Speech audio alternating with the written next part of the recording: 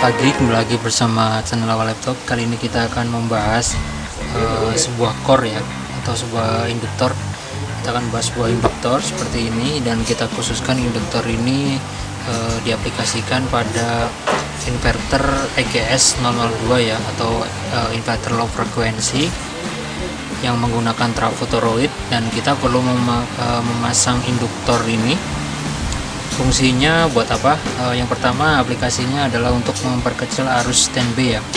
Jadi pada trafo inverter yang menggunakan EGS seperti ini, menggunakan EGS 002, nanti kita akan menggunakan trafo, dan dari output trafo nanti akan diseri dengan induktor seperti ini, dan fungsinya adalah sebagai untuk memperkecil arus standby dari inverter tersebut ya. Oke, cara menentukan core yang pas untuk digunakan pada trafo inverter, ciri-cirinya apa gitu ya. Yang pertama, tiap-tiap induktor itu udah mempunyai AL ya, atau permeability, atau kemampuan menghasilkan induktansi dari tiap satu lilitan ya. Jadi tiap pabrik itu sudah ada kodenya seperti ini, dan tiap-tiap core itu mempunyai permeability yang beda-beda ya, tiap jenisnya atau tiap serinya gitu.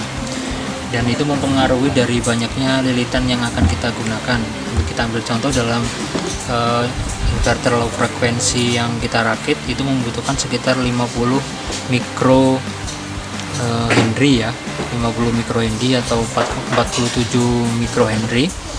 Nah, kita bisa menggunakan segala macam core, hanya saja perbedaannya adalah tingkat banyaknya lilitan yang akan kita gunakan ya. Semakin banyak lilitan yang kita gunakan, efeknya apa? Core yang kita pakai untuk mencapai saturasi itu akan lebih lama ya, itu tidak gampang panas seperti itu. Sedangkan ketika kita memilih core yang permeability-nya tinggi atau AL-nya tinggi, otomatis nanti lilitannya sedikit, hanya saja nanti kekurangannya adalah core yang kita pakai akan cepat panas seperti itu. Jadi sebenarnya kita bisa menggunakan core jenis apapun, asalkan hasil dari lilitannya atau induktor yang setelah kita ukur itu memenuhi sekitar 50 mikro Henry ya, seperti itu. Kita ambil contoh misalnya ini, kita menggunakan core kuning ini untuk mendapatkan sekitar 10 atau 100 mikro Henry, kita membutuhkan sekitar 28 lilit ya, 28 lilit. Nah, sedangkan ketika kita menggunakan core hitam ini, yang warna hitam, kita membutuhkan sekitar 40 lilit itu, seperti ini. Artinya dari kedua core ini tingkat permeability-nya lebih tinggi yang kuning, sehingga cukup dengan 30 lilit sudah menghasilkan sekitar 100. Sedangkan yang ini untuk mencapai 100 mikro Henry membutuhkan sekitar 40 mikro.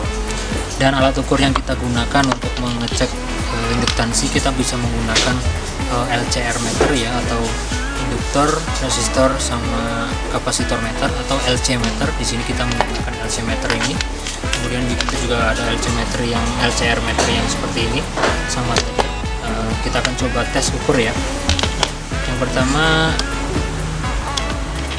kita akan coba mengukur induktansi ini. Ini adalah core yang kita gunakan untuk trafo inverter low frekuensi yang kita rakit seperti ini. Di sini terbaca sekitar 50 mikro Henry ya, 50 mikro Henry. Kita coba ukur menggunakan alat satunya, tester satunya. Kita jepitkan di sini.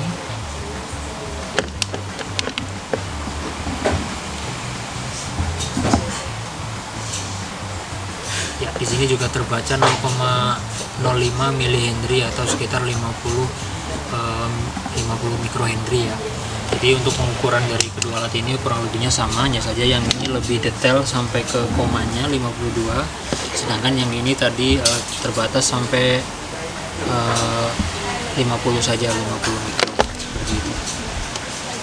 Nah, terus kemampuan arus yang bisa dialirkan dari sebuah core atau induksi ini berapa arusnya, dan arusnya itu tergantung dari besarnya kawat yang kita gulungkan kepada induktornya ya, atau core-nya.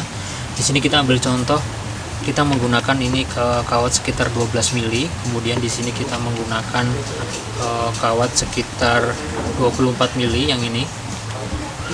Yang ini sekitar 12 mili juga yang ini ya. Dan besarnya kawat ini mempengaruhi arus yang bisa dilewati ya. Artinya ketika kabelnya kecil atau kawatnya kecil, maka arus yang bisa dilewati juga kecil. Sedangkan misalnya arusnya kawatnya besar seperti ini sekitar 20 mili, 24 mili, ini bisa sampai 200 ampere, 300 ampere masih kuat seperti itu. Dan nanti bisa dilihat di tabel untuk tabel untuk diameter kawat berapa yang bisa dialirkan arus seperti itu. Jadi menyesuaikan, kalau misalnya jumlah lilitannya itu mempengaruhi di besaran ini, dan ketika kita mau cari arus yang kita cari, berarti adalah besaran kawat patokannya seperti itu ya. Oke, kurang lebihnya seperti itu review dari induktor untuk EGS 002 ya.